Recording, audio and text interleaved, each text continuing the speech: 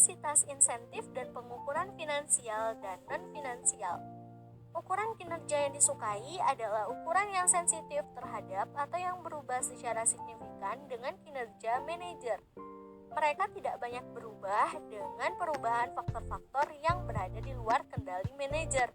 Ukuran kinerja yang sensitif memotivasi manajer serta membatasi exposure manajer terhadap risiko, mengurangi biaya pemberian insentif. Ukuran kinerja yang kurang sensitif tidak terpengaruh oleh kinerja manajer dan gagal mendorong manajer untuk meningkatkan. Yang kedua, tolak ukur dan evaluasi kinerja relatif. Pemilik perusahaan sering menggunakan tolak ukur keuangan dan non-keuangan untuk mengevaluasi kinerja. Pembandingan yang juga disebut evaluasi kinerja relatif menyaring efek dari faktor-faktor umum yang tidak dapat dikendalikan. Penggunaan tolak ukur ini dapat mengurangi insentif bagi para manajer untuk saling membantu. Karena ukuran evaluasi kinerja seorang manajer meningkat baik dengan melakukan pekerjaan yang lebih baik atau sebagai akibat dari kinerja manajer lain yang buruk. Dan yang ketiga, ukuran kinerja di tingkat aktivitas individu. Ada dua masalah ketika mengevaluasi kinerja pada tingkat aktivitas individu. Pertama, merancang ukuran kinerja untuk aktivitas yang membutuhkan banyak tugas. Dan yang kedua, merancang ukuran kinerja untuk aktivitas yang dilakukan dalam tim ketika melakukan banyak tugas. Selanjutnya, ada 3 langkah untuk memotivasi pekerja dalam menyeimbangkan kuantitas dan kualitas. Pertama, manajemen menentukan bonus mekanik, promosi, dan kenaikan gaji berdasarkan penilaian kinerja. Yang kedua, mengevaluasi karyawan, sebagian menggunakan data seperti survei kepuasan pelanggan. Dan yang ketiga, menggunakan staf dari lembaga luar independen untuk memantau. Kemudian, pembahasan selanjutnya mengenai indikator kinerja non-keuangan. Adapun kunci atau langkah-langkahnya, langkah pertama, pilih ukuran kinerja yang sesuai dengan keuangan manajemen puncak sasaran. Langkah kedua, pilih rincian setiap ukuran kinerja pada langkah pertama. Setelah perusahaan memilih ukuran kinerja tertentu, ia harus membuat berbagai keputusan tentang ukuran kinerja yang tepat dan cara gimana berbagai komponen ukuran akan dihitung. Langkah ketiga, pilih tingkat target kinerja dan mekanisme umpan balik untuk masing-masing pengukuran kinerja pada langkah pertama. Pembahasan selanjutnya ada sistem pengukuran kinerja strategis untuk organisasi. Apa saja ya? Yang pertama, ada sistem batas. Sistem batas menggambarkan standar perilaku dan kode etik yang diharapkan dari semua karyawan, terutama tindakan yang terlarang. Mereka harus bebas dari misalnya aset yang dilebih-lebihkan dan pendapatan fiktif. Kemudian yang kedua, sistem kepercayaan. Menggambarkan norma dan perilaku yang diterima yang diharapkan dari semua manajer dan lainnya karyawan terhadap satu sama lain, pemegang saham, pelanggan, dan masyarakat. Dan yang terakhir ada sistem kontrol interaktif, di mana sistem informasi formal yang digunakan manajer untuk fokus perhatian dan pembelajaran perusahaan pada isu-isu strategis utama.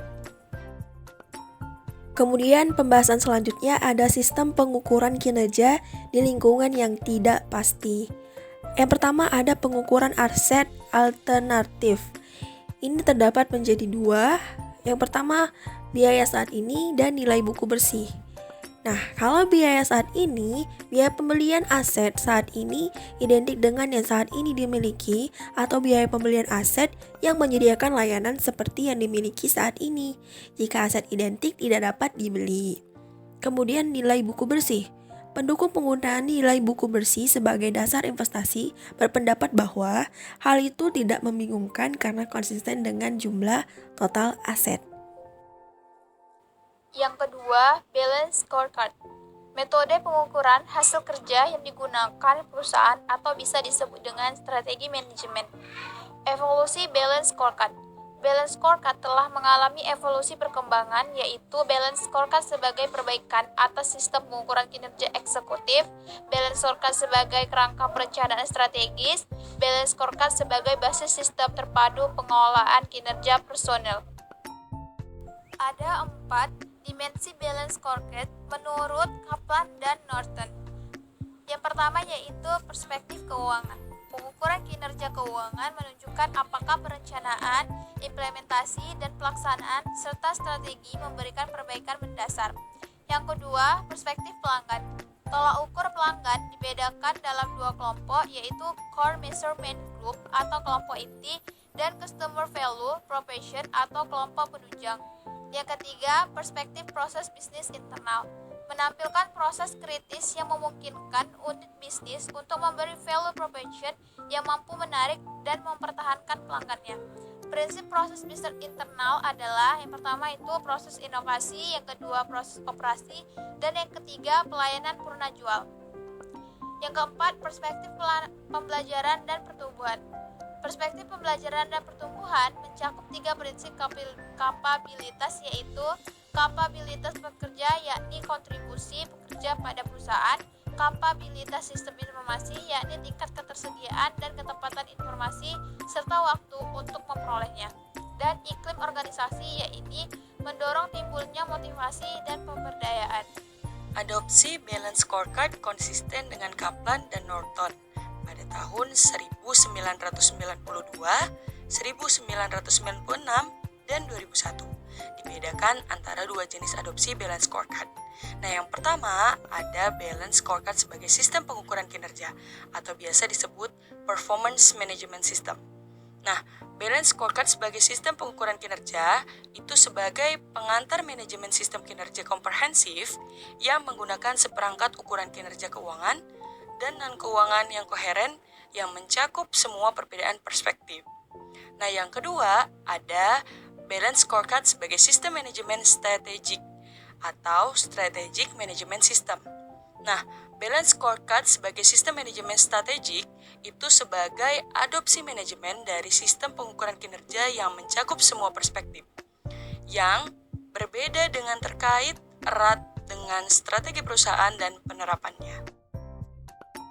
Nah, adapun kesimpulan dari materi yang kita bahas, yaitu pengukuran kinerja non-keuangan ataupun non-financial performance measure merupakan sebuah pendekatan yang menentukan tujuan serta berhubungan dengan visi dan strategis organisasi.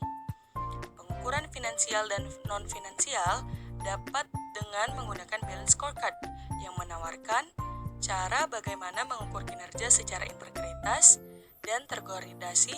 Selain itu juga merupakan suatu sistem manajemen yang menawarkan bagaimana caranya mencapai visi atau misi perusahaan.